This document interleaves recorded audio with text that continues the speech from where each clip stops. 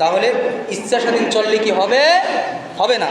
এই জন্য আল্লাহ রাব্বুল আলামিন আমাদেরকে যেই দোয়াকে শিক্ষা দিলেন, সেই দোয়াকে আমরা প্রায় সময় নামাজের শেষে পড়ি এবং নামাজের ভিতরেও বলি, রব্বানা ফাগফির লানা যুনুবানা ওয়া কাফির আন্না সাইয়্যাতিনা ওয়া তাওয়াফানা মাআল আবরার। আল্লাহ কবুল করুক, বলে না আমিন।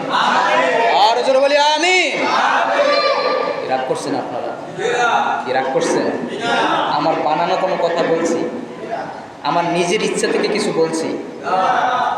যদি বলে থাকি আল্লাহ মাফ করুক, বলে না আমিন। আমার নিজ থেকে কিছু বলি নাই। যদি বলে থাকি এই আয়াতের ব্যাখ্যা বলেছি।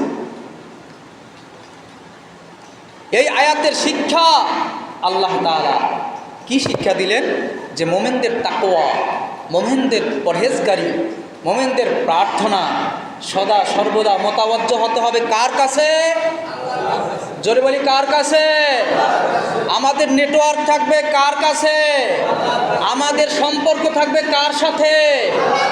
আমাদের সম্পর্ক থাকবে আল্লাহ এবং আল্লাহর রসুলের সাথে, ঠিক না বেঠিক? আল্লাহ তাআলার হলো তাওহীদ আর রসুলের হইল রিসালাত।